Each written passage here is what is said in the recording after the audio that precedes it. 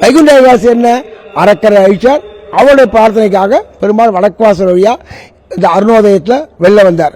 வரும்போது சாதாரணமாக இல்லை, ரத்ன அங்கின்னு சொல்லுவோம். அன்னைக்கு ஒரு நாள் மட்டும் தான் பெருமாள் ரத்னங்கி சாத்திப்பார்.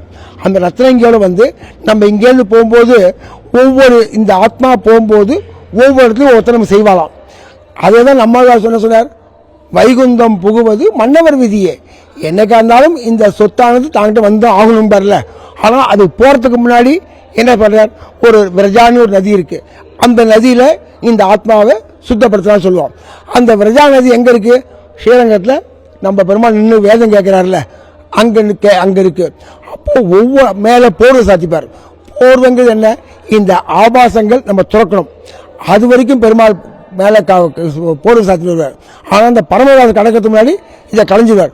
ஸோ இனிமேல் இந்த ஆத்மா அங்கே வந்து சேரன்னு சொல்றது ஒரு விசேஷம். அடுத்தது திருமாமணி மண்டபத்தில் பெருமாள் அன்னைக்கு முழுக்க இருப்பார். ஒரு பரமவாதத்தில் என்னென்ன இருக்குமோ அதெல்லாம் இந்த வைகுண்ட ஏகாதசி உற்சவத்தில் நம்ம பார்க்கலாம். அதை நாடகமாகவும் இயல் இசை நாடகம் சொல்லுவாங்கல்ல, அதெல்லாம் அரையர் மூலம் நம்ம கேட்கணும்.